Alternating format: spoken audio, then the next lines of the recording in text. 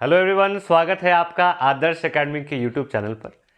इस चैनल के माध्यम से हम उन बच्चों तक पहुंचते हैं जो बच्चे हम तक नहीं पहुंच पाते हैं।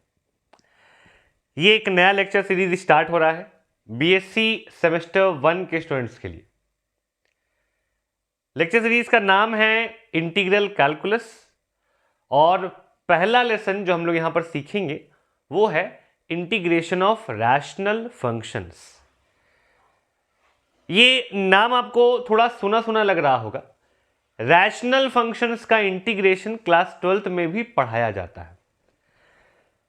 बीएससी का सिलेबस, इंटीग्रल कैलकुलस का सिलेबस वहीं से स्टार्ट हुआ है। पहले रैशनल फंक्शन का इंटीग्रेशन देखेंगे और फिर इररैशनल फंक्शन का इंटीग्रेशन देखते हुए रिडक्शन फॉर्मूला और आगे बढ़ेंगे। बिना ज्यादा बात किए हम लोग स्टार्ट करते हैं काम। हमारा आज का टॉपिक है integration of rational functions. Rational functions का इंटीग्रेशन कैसे करें। इस वीडियो के खत्म होते होते तक आप किसी भी रैशनल फंक्शन को इंटीग्रेट करना सीख जाएंगे। ये काम हो सकता है कि आपको आता हो, बहुत दिन हो गया इंटीग्रेशन पढ़े तो शायद आप भूल गए हो, लेकिन अभी पढ़ना है तो याद तो रखना ही पड़ेगा। एकदम बेसिक से स्टार्ट करेंगे, ऐसा पढ़ाएंगे, ऐसा समझाएंगे कि आपको कहीं से भी कोई भी क्वेश्चन मिले रैशनल फंक्शन पे तो वो आपसे बन जाएगा। बस ध्यान से देखिएगा, समझिएगा और कुछ ना समझ में आए तो जरूर से बताइएगा। कमेंट बॉक्स पर लिखिएगा कि सर इस मिनट पे जो आप बताएं वो समझ में नहीं आया, या फिर हम आपको डिस्क्रिप्शन में अपना नंबर प्रोवाइड कर देंगे, उसमें आप स्क्रीनशॉट भेजिएगा कि सर यहां पर ये आप क्या किए थे, ये समझ में नहीं आ रहा है। ठीक है, चलिए। रैशनल फंक्शन जानने से पहले रैशनल फंक्शन क्या होता है, उसके इंटीग्रेशन पर क्या करते हैं, जानने से पहले हम लोग को पोलिनोमियल्स या फिर पोलिनोमियल फंक्शन जानना होगा। पोलिनोमियल फंक्शन, ध्यान दें, जरा समझे कि पोलिनोमियल फंक्शन क्या होता है। पोलिनोमियल ये टर्म आप बहुत पहले भी देखे होंगे, समझे होंगे, जाने होंगे। एक और बार इसको रिकैप करा देते हैं। पोली का मतलब होता है बहुत, नोमियल का मतलब यहां पर टर्म्स। एक ऐसा एक्सप्रेशन जिसमें बहुत टर्म्स हो, एक या एक से ज्यादा टर्म्स, सभी पोलिनोमियल है। जब एक टर्म रहता था तो मोनोमियल कहते थे, दो टर्म्स वाले को बाइनोमियल, तीन वाले को ट्राइनोमियल। ये सभी लोग पोलिनोमियल के कैटेगरी में आता है। पोलिनोमियल के बारे में इतना तो हम लोग को पता है, नाम से पता चल रहा है। पोली का मतलब बहुत, जैसे हम लोग पॉलीथीन यूज करते हैं ना, पॉलीथीन बोलते हैं, पॉलीथीन में दे दीजिए, तो पॉलीथीन एक्चुअली पॉलीइथीन है। इथीन जो हम लोग केमिस्ट्री में पढ़ते हैं, पोली का मतलब बहुत, तो बहुत सारा इथीन का मॉलिक्यूल्स मिलके पॉलीथीन बनाता है। उसी तरीके से पोलिनोमियल, पोली यानी ढेर सारा, पोलिनोमियल यानी नोमियल यानी टर्म्स। एक ऐसा एक्सप्रेशन जिसमें ढेर सारा टर्म्स हो, एक टर्म भी, दो टर्म भी, दो से ज्यादा टर्म्स भी, सभी लोग पोलिनोमियल के श्रेणी में आता है। अब पोलिनोमियल को लेकर कुछ शर्त है जो आपको जानना चाहिए। सबसे पहला शर्त ये कि पोलिनोमियल्स में सिर्फ अलजेब्रिक टर्म्स ही रहेगा। इसका क्या मतलब है सर? आसान शब्द में बताएं तो पोलिनोमियल वही एक्सप्रेशन कहलाएगा जिसमें सिर्फ एक्स वाला टर्म्स ही रहे। अगर एक्स में पोलिनोमियल है तो एक्स वाला टर्म्स ही रहे। तो क्या नहीं रहना चाहिए? कोई दूसरा ट्रांसीडेंटल फंक्शन नहीं रहना चाहिए। ट्रांसीडेंटल फंक्शन मतलब कि log, exponential, trigonometric, inverse trigonometric, इनमें से कोई नहीं रहना चाहिए, सिर्फ अलजेब्रिक टर्म्स ही रहना चाहिए। अगर पोलिनोमियल एक्स में है तो सिर्फ एक्स वाला टर्म ही रहना चाहिए। देखिए, लिखेंगे तो और ज्यादा समझ में आएगा। कोई भी एक्सप्रेशन जो कि इस फॉर्मेट का हो, a1 x पे पावर n, a2 x पे पावर n-1, a3 x पे पावर n-3 या 2 ... सो ऑन। एग्जाम्पल के तौर पर हम यहां पे फटाफट दो तीन को पोलिनोमियल लिख डालते हैं। जैसे 2x² प्लस 9x प्लस 6, जैसे 6x³ minus 4x² plus 7x plus 16, जैसे x² प्लस 1। ये तीनों लोग पोलिनोमियल्स है क्योंकि ये इस फॉर्मेट में है, और ये तीनों पोलिनोमियल्स किस में है? ये पोलिनोमियल्स x में है। पोलिनोमियल के लिए वेरिएबल यहां पर x है। हम क्या कह रहे थे? पोलिनोमियल होने के लिए कोई एक्स्ट्रा फंक्शन नहीं होना चाहिए। आप इंटीग्रेशन क्लास 12th वाला इंटीग्रेशन पढ़े होंगे, तो उसमें आइलेट का इस्तेमाल होता है। आइलेट, जिसमें i यानी इनवर्स, l यानी लॉगरिथमिक, a यानी अलजेब्रिक, t यानी ट्रिग्नोमेट्रिक, e यानी एक्सपोनेंशियल। उसमें a यानी अलजेब्रिक होता है। तो इस टाइप का एक्सप्रेशन जिसमें सिर्फ अलजेब्रिक टर्म्स ही हो उसको पोलिनोमियल बोलेंगे। सिर्फ यही हो, इसका क्या मतलब है सर?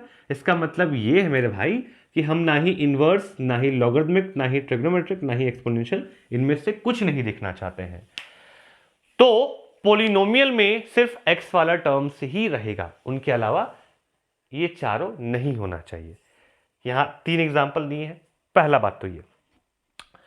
दूसरा बात कि सारे x वाले टर्म्स में जो पावर है वो होल नंबर होना चाहिए। यहां पर इस बात को लिख रहे हैं,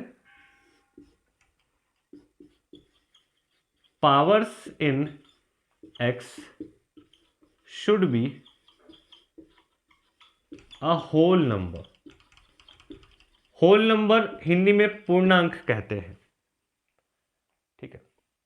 पूर्णांक है, पूर्ण संख्या कहते हैं, जो कि 0 से स्टार्ट होता है। 0, 1, 2, 3, 4 एंड सो ऑन। यानी x पे जो पावर होगा वो 0 हो सकता है, 1 हो सकता है, 2, 3, 4, 5 ये हो सकता है। तो क्या नहीं हो सकता है? फ्रैक्शन नहीं हो सकता है, 3/2 नहीं हो सकता है, 1/7 नहीं हो सकता है, या नेगेटिव नहीं हो सकता है, -3 नहीं हो सकता है, -2 नहीं हो सकता है। ये 2 शर्त है पोलिनोमियल के लिए। पोलिनोमियल फंक्शन कहलाने के लिए आपका एक्सप्रेशन ऐसा दिखना चाहिए, x में होना चाहिए, और x पे पावर होल नंबर होना चाहिए, यानी 0, 1, 2, 3, 4 चलेगा, नेगेटिव नहीं, फ्रैक्शन नहीं। और सिर्फ x में होना चाहिए, इसका मतलब क्या? इसका मतलब इनवर्स, लॉगरिथमिक, ट्रिग्नोमेट्रिक, एक्सपोनेंशियल नहीं होना चाहिए। ये पोलिनोमियल फंक्शन का परिचय है। इतना आप लोग लिखिए, हम लोग इसको एग्जाम्पल से और समझते हैं। इसको हम इरेज कर रहे हैं, लेकिन आप इसको जरूर ऐसे लिख लीजिए।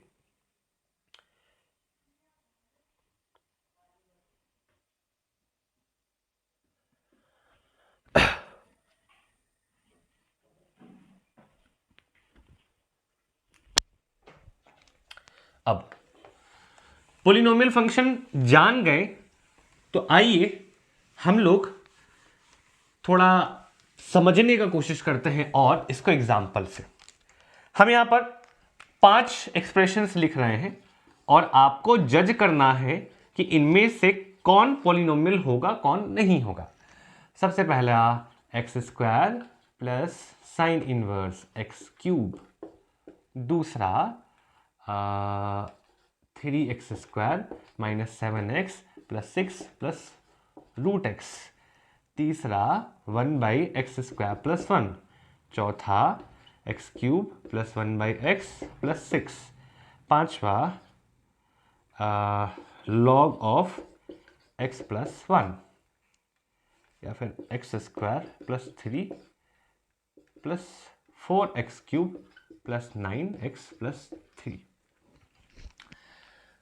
तो क्या क्या 2 शर्त था, आप देखकर समझ गए होंगे इनमें से कौन पोलिनोमियल है, कौन पोलिनोमियल नहीं है। फिर भी हम एक बार डिस्कशन कर देते हैं ताकि कोई कंफ्यूजन ना रह जाए। पहला वाला पोलिनोमियल है कि नहीं? अच्छा, पोलिनोमियल है कि नहीं ये जानने से पहले क्या क्या शर्त है पोलिनोमियल का रिकैप कर लेते हैं। सबसे पहला शर्त ये है कि सिर्फ अलजेब्रिक टर्म्स ही होना चाहिए, यानी इनवर्स, लॉगरिथमिक, एक्सपोनेंशियल, ट्रिग्नोमेट्रिक, ये चारों नहीं होना चाहिए पोलिनोमियल कहलाने के लिए। दूसरा, अगर ये कंफर्म हो गया है कि खाली x वाला टर्म्स ही है, कोई एक्स्ट्रा नहीं है, तो हम लोग ये इंश्योर करेंगे, ये पक्का करेंगे कि x पे जो पावर है वो हमेशा एक होल नंबर है, यानी 0 और उसके साथ 1 2 3 4 5 6। क्या नहीं होना चाहिए? नेगेटिव नहीं होना चाहिए या फ्रैक्शन नहीं होना चाहिए। आइए, पहला वाला पॉलिनोमियल है कि नहीं? जी नहीं है सर। क्यों? क्योंकि उसमें एक एक्स्ट्रा फंक्शन आया हुआ है। दूसरा वाला पॉलिनोमियल है कि नहीं? सर यहां पे तो कोई एक्स्ट्रा नहीं आया है, ये तो लग रहा है कि हो जाएगा। बिल्कुल गलत, यहां पर रूट एक्स आया है और रूट एक्स का मतलब होता है एक्स पे पावर 1/2। हम क्या बोले थे कि फ्रैक्शन नहीं होना चाहिए, इसलिए ये भी पॉलिनोमियल नहीं है। यहां देखिए, ये भी फॉर्मेट में नहीं है।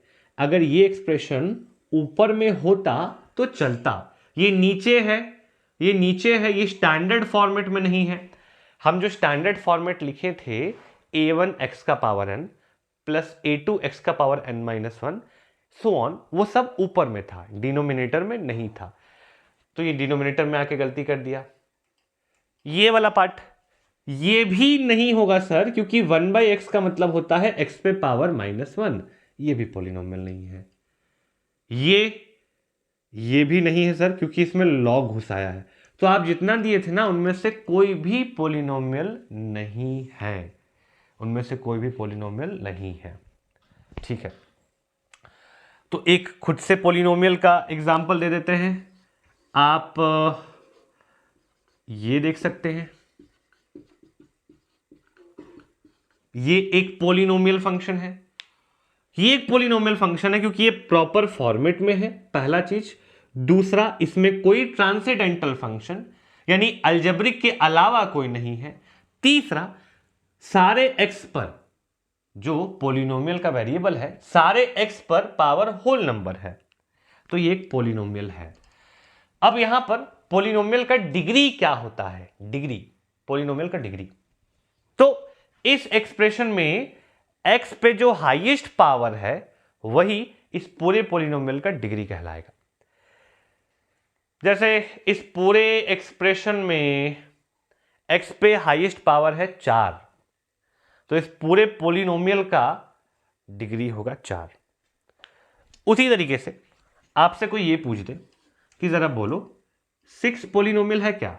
आप बोलेंगे नहीं, कहां, इसमें तो x ही नहीं है।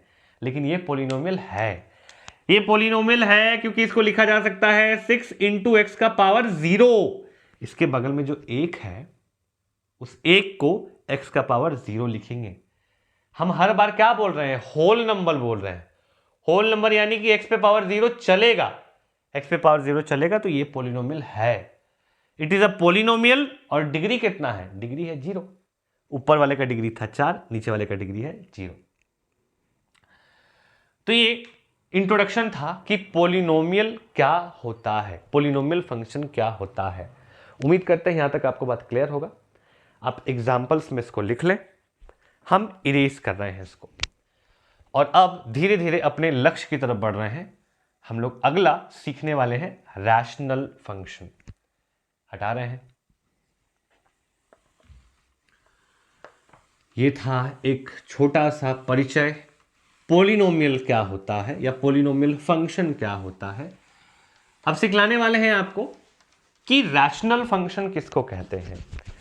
क्या आपको रैशनल नंबर्स याद है? रैशनल नंबर जिसको कि हिंदी में परिमेय संख्या कहते थे। कोई भी नंबर जो कि p/q के फॉर्म में हो, जहां पर q 0 ना हो, नीचे वाला टर्म 0 ना हो, वैसे नंबर्स को रैशनल नंबर्स कहते थे, या हिंदी में परिमेय संख्या कहते थे। हिंदी शायद आप भूल भी गए होंगे, जितने बच्चे हिंदी मीडियम के होंगे। रैशनल नंबर कहते थे। रैशनल फंक्शन क्या होगा? तो कोई भी फंक्शन देख लीजिए,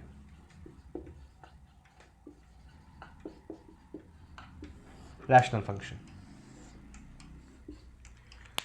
कोई भी फंक्शन जो कि px/qx के फॉर्म में हो, पहला तो ये शर्त। दूसरा, जहां पर qx 0 ना हो। तीसरा, px and qx both are polynomial functions. किसी भी फंक्शन जो कि px बाई क्यू एक्स के फॉर्म में है उसको रैशनल तब कहेंगे जब नीचे वाला जीरो ना हो, डिनोमिनेटर जीरो ना हो और ऊपर नीचे px qx दोनों ही एक पोलिनोमियल फंक्शन हो, तब जाके इस px बाई क्यू एक्स को रैशनल फंक्शन बोला जाएगा। रैशनल कहलाने के लिए ऊपर और नीचे दोनों ही पोलिनोमियल होना चाहिए और नीचे वाला क्या नहीं होना चाहिए, नीचे वाला जीरो नहीं होना चाहिए, तब ये रैशनल फंक्शन कहलाएगा। अब कुछ उदाहरण आपको देते हैं। जैसे कोई पूछा आपसे कि क्या x square plus 7 by 3x cube plus 4x square plus 9x plus 6, क्या इसको रैशनल फंक्शन कहेंगे? आप चिल्ला के कहिएगा जी हां कहेंगे। क्यों कहेंगे? सबसे पहले तो ये p बाई क्यू के फॉर्म में है, ऊपर बाई नीचे के फॉर्म में है, ये शर्त पूरा हो गया। दूसरा, इसमें नीचे वाला जीरो भी नहीं है, इसमें नीचे वाला जीरो भी नहीं है। तीसरा, इसमें ऊपर नीचे दोनों ही एक पोलिनोमियल फंक्शन है, ऊपर वाला भी पोलिनोमियल है, नीचे वाला भी पोलिनोमियल है। तीनों शर्त तो पूरा हो गया तो ये रैशनल फंक्शन कहलाएगा। उसी तरीके से आपसे कोई पूछा कि क्या साइन एक्स प्लस एक्स का पावर 3 अपॉन एक्स प्लस 1, क्या ये एक रैशनल फंक्शन है? आप बोलेंगे ये p बाई क्यू के फॉर्म में तो है सर, ये p बाई क्यू के फॉर्म में तो है, यहां पर qx भी जीरो नहीं है, लेकिन ऊपर नीचे दोनों ही पोलिनोमियल नहीं है। नीचे पोलिनोमियल है, ऊपर पोलिनोमियल नहीं है, इसलिए ये रैशनल फंक्शन नहीं है। रैशनल फंक्शन होने के लिए तीनों शर्त पूरा होना चाहिए, p बाई क्यू के फॉर्म में हो, नीचे वाला डिनोमिनेटर जीरो ना हो और ऊपर नीचे दोनों ही पोलिनोमियल हो। ये कहां पर मार खा रहा है? तीसरे शर्त पे सर। आओ एक और करते हैं। अगर आपसे कोई पूछ दे कि 7 अपॉन एक्स प्लस 1, क्या ये एक रैशनल फंक्शन है? आप बोलेंगे जी हां सर, ये रैशनल है। क्यों रैशनल है? पहले तो ये p बाई क्यू के फॉर्म में है, ऊपर नीचे है। दूसरा, q यानी डिनोमिनेटर जीरो नहीं है। तीसरा, ये दोनों ही पोलिनोमियल है, 7 भी पोलिनोमियल है, ये एक ऐसा पोलिनोमियल है जिसका डिग्री है जीरो। याद करो, अभी तुरंत बताए थे, इसके बगल में x का पावर जीरो है और ये एक ऐसा पोलिनोमियल है जिसका डिग्री है 1, दोनों ही पोलिनोमियल है, तो ये रैशनल फंक्शन होगा। तुरंत रिकैप करें। रैशनल कहलाने के लिए px बाई क्यू एक्स के फॉर्म में रहे, qx जीरो ना हो, px qx दोनों ही px और qx दोनों ही पोलिनोमियल फंक्शन हो। इसको आप लिखते चले, इसको आप लिख लीजिए ऐसे ही, ठीक है। इसको हम इरेज कर रहे हैं।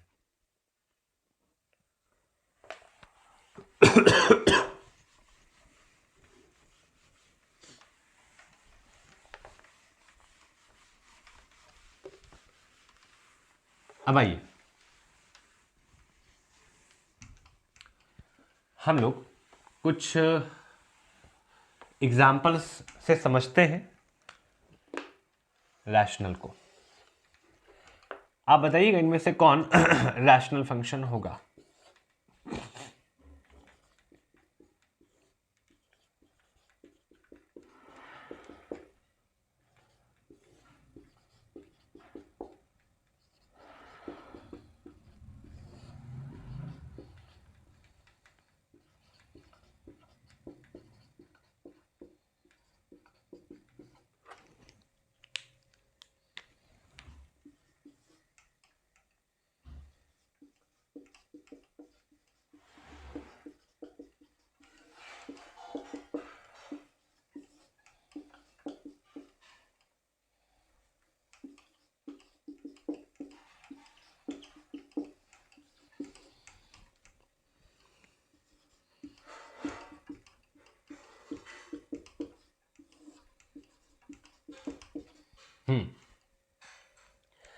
आप जरा समय लीजिए और सोचिए कि इन छयों में से कौन सा रैशनल फंक्शन होगा, कौन सा नहीं होगा। बढ़िया कीजिए, देख लिए। आपको ऊपर का दोगुन नहीं दिख रहा होगा।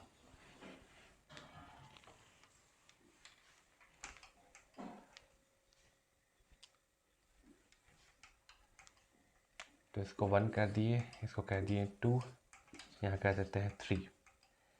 दिस इज मान लीजिए 5x + 1 अपॉन x² + 2x + 3। इसको कह देते हैं 4, इसको कह देते हैं 5, इसको कह देते हैं 6।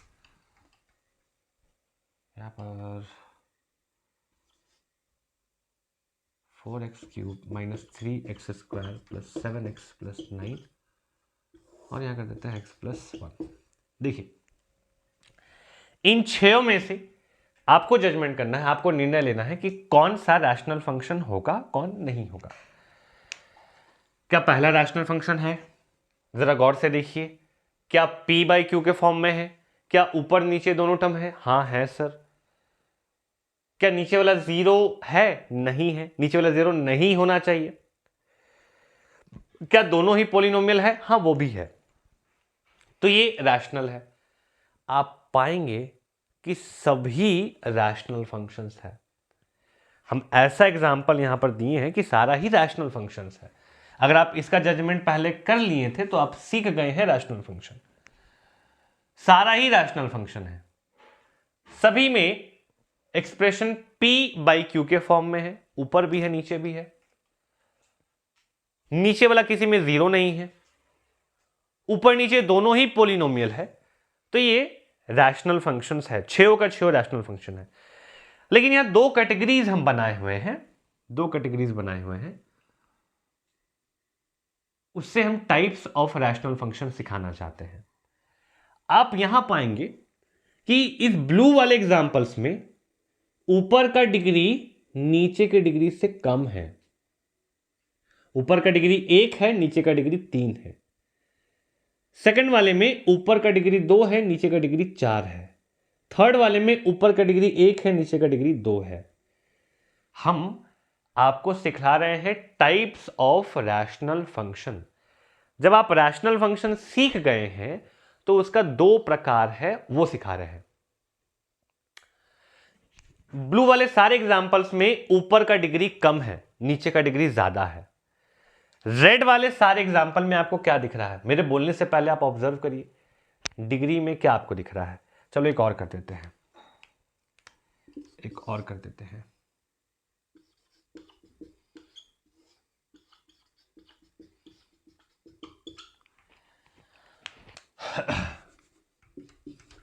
आप पाएंगे कि रेड वाले एग्जांपल्स में ऊपर का डिग्री ज्यादा है नीचे वाले डिग्री से, या फिर ऊपर का डिग्री और नीचे का डिग्री बराबर है।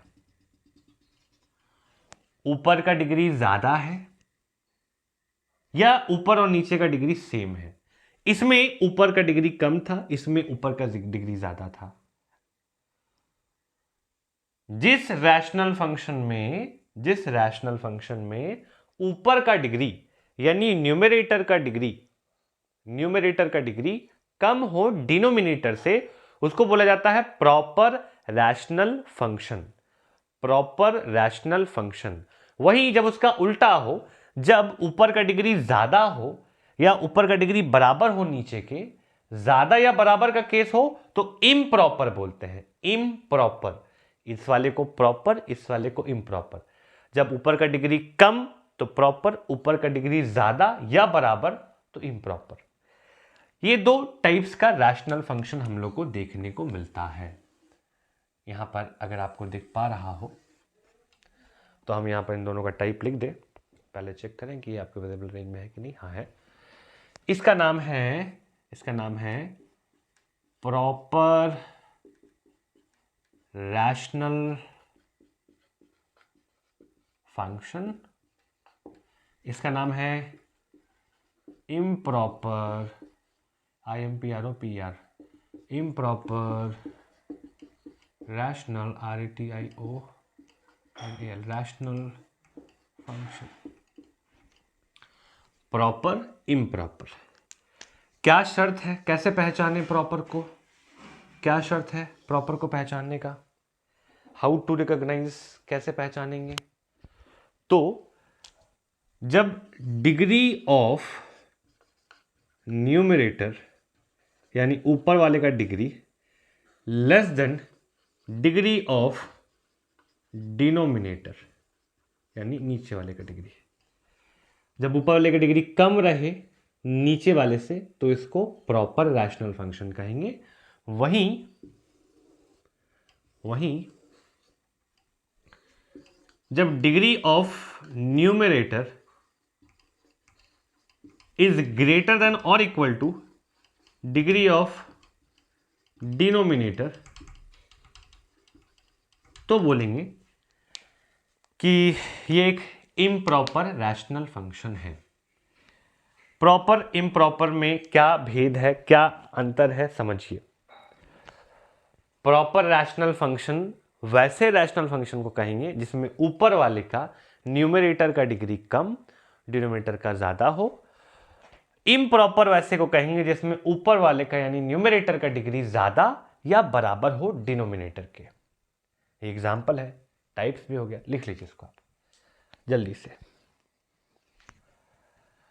प्रॉपर और इम्प्रॉपर।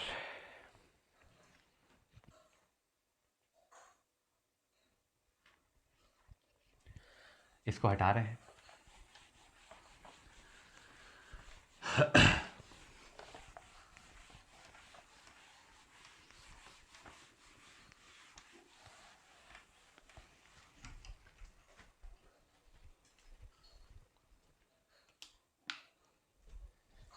अब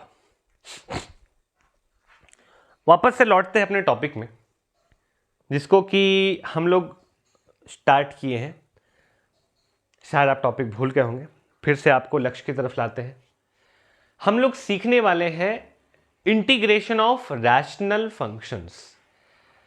रैशनल फंक्शंस का इंटीग्रेशन करने के लिए पहले रैशनल फंक्शन को जानना जरूरी था, और रैशनल फंक्शन को जानने के लिए पहले पॉलिनोमियल को जानना जरूरी था।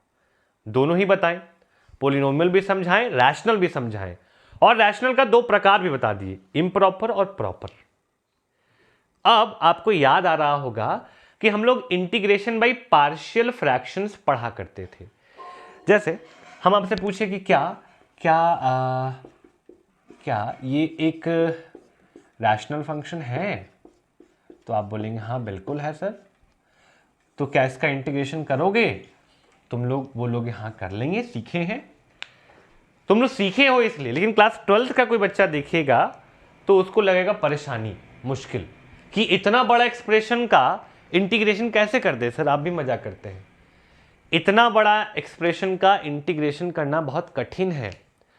तो इस एक्सप्रेशन को हम लोग छोटे छोटे हिस्सों में तोड़ेंगे, और ऐसे छोटे छोटे हिस्सों में तोड़ेंगे जिसका कि इंटीग्रेशन बहुत सरल हो जाए। उन छोटे छोटे हिस्सों को कहा जाता है पार्शियल फ्रैक्शंस। इसलिए इसमें जो मेथड यूज होता है उसको बोलते हैं integration by partial fractions. Integration by partial fractions. फिर से बताएं, ये बहुत बड़ा एक्सप्रेशन था, इसका इंटीग्रेशन बहुत कठिन है। आसान तब होगा जब ये छोटे छोटे फंक्शंस में ब्रेक कर दिया जाए, छोटे छोटे हिस्सों में तोड़ दिया जाए। उन छोटे छोटे हिस्सों को इसका पार्शियल फ्रैक्शन बोलते हैं। उन छोटे छोटे हिस्सों का इंटीग्रेशन इसके कंपैरिजन में बहुत आसान होता है। तो रैशनल फंक्शन के इंटीग्रेशन में पहले हम लोग पार्शियल फ्रैक्शन में तोड़ते हैं और फिर उनका इंटीग्रेशन करते हैं। इसलिए इस प्रोसेस का नाम है integration by partial fractions. Integration by partial fractions. चलिए अब इंटीग्रेशन बाय पार्शियल फ्रैक्शन सीखते हैं, लेकिन आपको एक और बात बताने, पार्शियल फ्रैक्शन का इस्तेमाल या पार्शियल फ्रैक्शन में उन्हीं रैशनल फंक्शन को तोड़ा जा सकता है जो कि प्रॉपर रैशनल फंक्शन हो। फिर से बोल रहे हैं, बहुत लंबा हो गया। पहले तो पार्शियल फ्रैक्शन में तोड़ने का मतलब क्या है सर? पार्शियल फ्रैक्शन में तोड़ने का मतलब छोटे छोटे हिस्सों में तोड़ना। क्या सारे रैशनल फंक्शन को तोड़ लेंगे? नहीं, दो टाइप बताए हैं ना, प्रॉपर, इम्प्रॉपर। इम्प्रॉपर को नहीं तोड़ पाइएगा। पार्शियल फ्रैक्शन में सिर्फ प्रॉपर रैशनल फंक्शन को ही तोड़ेंगे। इम्प्रॉपर आए तब सर, तब बताएंगे क्या करना है, तब बताएंगे, लेकिन इम्प्रॉपर को ही तोड़ना है। ठीक है, इम्प्रॉपर को ही तोड़ना है। चलो, अरे गलत बोले, फिर से दोहरा रहे हैं, प्रॉपर को ही तोड़ना है। इम्प्रॉपर में बताएंगे क्या करना है, प्रॉपर को ही तोड़ेंगे। अब ये तोड़ने का सिलसिला कैसे चलेगा सर? देखो समझाते हैं। इस इंटीग्रेशन से हम लोग स्टार्ट करेंगे, लेकिन फिलहाल इसको हटा रहे हैं। ये जो तोड़ने वाला सिलसिला है वो एक टेबल की मदद से हम लोग सीखते हैं। इस टेबल को आप ध्यान में रखेंगे तो आपको आसानी होगा। इस टेबल में एक हिस्सा हम लोग डिनोमिनेटर के लिए देंगे और एक हिस्सा उसके कॉरस्पॉन्डिंग पार्शियल फ्रैक्शन को देंगे। यानी पार्शियल फ्रैक्शन तोड़ने का जो काम है वो डिनोमिनेटर को देखकर होगा। बहुत बहुत बड़ा रोल होता है डिनोमिनेटर का। न्यूमरेटर से हमको कोई लेना देना नहीं है, डिनोमिनेटर को देख के हम जजमेंट करेंगे। फिर से बोल रहे, पार्शियल फ्रैक्शन में सारे रैशनल फंक्शन को नहीं तोड़ा जा सकता है, सिर्फ प्रॉपर रैशनल फंक्शन को तोड़ेंगे। रैशनल फंक्शन को तोड़ने के लिए डिनोमिनेटर को देखेंगे और एक्शन लेंगे। कैसा डिनोमिनेटर, कैसा एक्शन लिख रहे हैं। डिनोमिनेटर अगर आपको दिख जाता है कुछ इस प्रकार का, x minus alpha into x minus beta, यानी दो लीनियर टर्म्स हो, लीनियर यानी x पे पावर 1, तो आप खोलेंगे a by x minus alpha plus b by x minus beta. वहीं अगर आपको किसी लीनियर पे कुछ पावर चढ़ा दिख जाए, मान लीजिए एक्स माइनस अल्फा पे 3, तो आप 3 फ्रैक्शंस खोलेंगे, a by x minus alpha plus b by x minus beta, sorry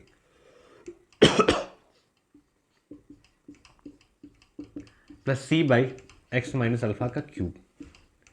तरीका समझते चलें, पावर 3 था इसलिए 3 खुला, और देखो 1 2 3 पावर का हुआ, 4 रहता तो 4 खुलता, 1 2 3 4 होता। मान लो क्वाड्रेटिक मिला, A X square plus B X plus C, तो ये ऐसा खोलना, A X plus B divided by A X square plus B X plus C. और सर अगर क्वाड्रेटिक पे भी स्क्वायर या कुछ और पावर रहा तो, जैसे कि कुछ ऐसा, तो यहां पर 2 खुलेगा, ए एक्स प्लस बी बाजू में या डिनोमिनेटर में A X square plus B X plus C, फिर यहां पर सी एक्स प्लस डी नाम का एक और यहां पर A X square plus B X plus C का स्क्वायर, ऐसा। ठीक है, ये देखो, ये इससे मैच खाता है, ये इससे मैच खाता है। पावर 3 था तो 3 फ्रैक्शंस खुला, पावर 2 है तो 2 फ्रैक्शंस खुला। पहले वाले में पावर 1, दूसरे वाले में पावर 2 है।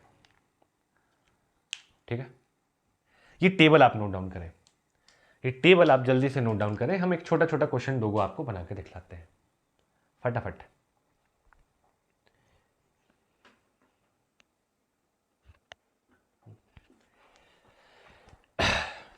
हटा रहे हैं, आप पॉज करके नोट करते होंगे।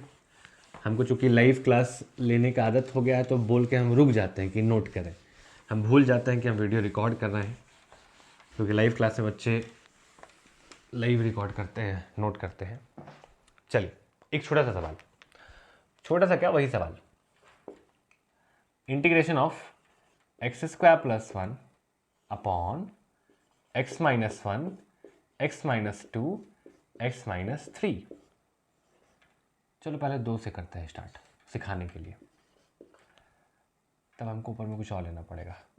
2x प्लस 1 ले लिए, सिखाने के लिए छोटा सा क्वेश्चन ले रहे हैं, जो किए उसको सिखाने के लिए एक छोटा सा सवाल लिए। तुम लोग को तो पढ़े हो तो जाना जाना लग रहा होगा, लेकिन अंतर दिख रहा होगा जो तुम लोग पढ़े हो और जो पढ़ाया जा रहा है। जो लोग हम ही से इंटीग्रेशन पढ़े हैं उनको तो रिकैप हो रहा होगा, बाकी को डिफरेंस लग रहा होगा। देखिए, सबसे पहले डिनोमिनेटर, पहले तो हम इस रैशनल फंक्शन को बाहर निकालें।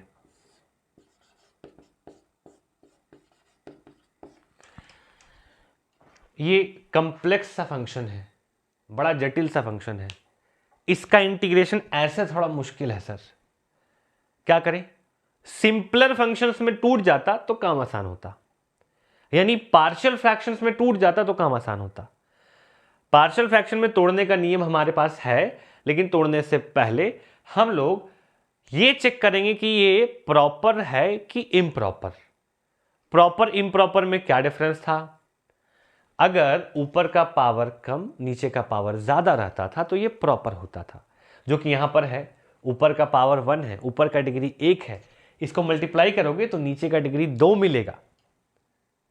नीचे का डिग्री ज्यादा, ऊपर का डिग्री कम है, तो ये प्रॉपर है। ये टूटेगा, और टूटेगा भैया किसमें? तो देखो, दो लीनियर टर्म्स है। लीनियर के लिए हम लोग फ्रैक्शंस लेते हैं a बटा x minus 1 plus b upon x minus 2। अब हमारा मोटिव है a और b खोजना। a और b का वैल्यू खोजना है हमें, ध्यान दे। 2x प्लस 1 डिवीजन में x minus 1 into x minus 2। LCM लेते हैं, x माइनस 1 x माइनस 2 का LCM x minus 1 into x minus 2 है। ये x माइनस 2 a से मल्टीप्लाई हुआ, ये x प्लस 1 b से मल्टीप्लाई हुआ, और इन दोनों का डिनोमिनेटर सेम होने के कारण कैंसल हो गया। तो 2x प्लस 1 बराबर आ गया है a times of x minus 2 plus b times of x minus 1। अब हमको a और b का वैल्यू निकालना है। a और b निकालने के लिए हम एक स्मार्ट वर्क कर रहे हैं। क्या स्मार्ट वर्क कर रहे हैं? हम x का वैसा वैल्यूज डालेंगे जिससे कोई एक वेरिएबल a और b में से कोई एक गायब हो जाए। जैसे अगर हमको इसको गायब करना हो तो x के जगह पर हम 2 डालेंगे। 2 डालने से क्या होगा? जैसे ही 2 यहां गया ये 0 हो जाएगा और ये पूरा 0 हो जाएगा। a वाला टर्म बचेगा ही नहीं, सिर्फ b वाला टर्म बचेगा, उसका वैल्यू निकल जाएगा। तो हम लोग x के जगह पर डाल रहे हैं 2। जब 2 डालें तो ये 0 हो गया। जहां जहां x है वहां वहां डालना पड़ेगा। 2 दूनी 4, 4 1 5, लेफ्ट हैंड साइड में 5, और यहां 2 डालें, 2 माइनस 1 1 हो गया, तो b। चलिए, b का वैल्यू कितना मिल गया है? b का वैल्यू 5 मिल गया है।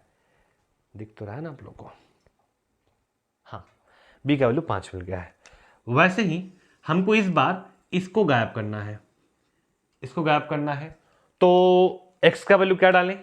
x का वैल्यू डाल सकते हैं 1। 1 डाल दे तो ये गायब हो जाएगा। यहां 1 डालें, 1 माइनस 2 हो जाएगा -1, तो इसको माइनस a लिख सकते हैं, क्योंकि ये वाला माइनस a को नेगेटिव कर दिया है बस।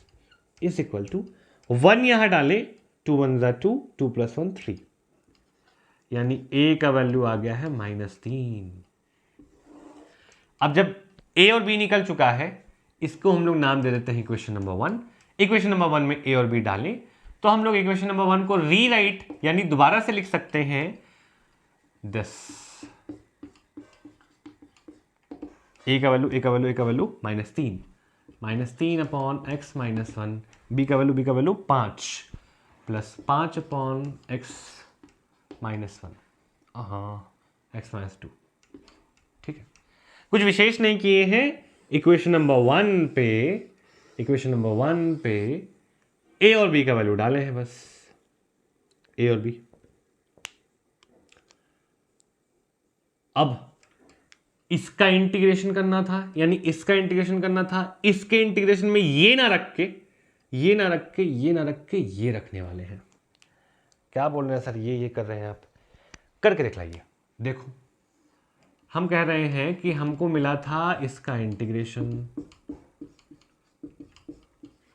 और इस फंक्शन को हमने पार्शियल फ्रैक्शंस में खोल लिया है। तो ये आ गया है -3/x-1 प्लस 5/x-2 इसका इंटीग्रेशन। और ये दो अलग अलग टर्म्स है, दोनों को अलग अलग करेंगे। -3 को बाहर निकालते हुए ये इसका इंटीग्रेशन, 5 को बाहर निकालते हुए ये इसका इंटीग्रेशन, और इसका इंटीग्रेशन होता है log mod x plus x-1 -3 log mod x-1 plus 5 log mod x-2 plus c। ये हमारा आंसर आ गया। इसी ढंग से हम लोग बाकी का भी क्वेश्चंस बना सकते हैं। लेक्चर वीडियो बहुत ज़्यादा लंबा नहीं रखना है हमको, इसलिए इसको 40-41 मिनट का हो गया है। कटकुटा के वही होगा 39 या 40 मिनट्स का होगा। तो ये सवाल था रैशनल फंक्शन को कैसे सॉल्व करते हैं। बहुत बेसिक सा सवाल था, बहुत ज़्यादा लंबा नहीं रखेंगे। इतना करने के बाद आप जाएं एनसीईआरटी बुक उठाएं और उसमें एक्सरसाइज 7.5 बनाएं।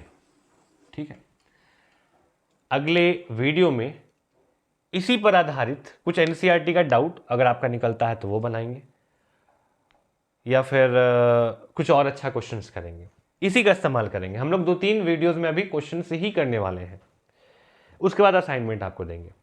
आज के वीडियो पे कोई असाइनमेंट नहीं है। आपका होमवर्क ये है कि आप 7.5 एनसीईआरटी सेकंड बुक से 7.5 का क्वेश्चंस बनाएं। परेशानी हो तो बोलें ग्रुप में, नहीं तो चैट बॉक्स या कमेंट बॉक्स पे लिखें।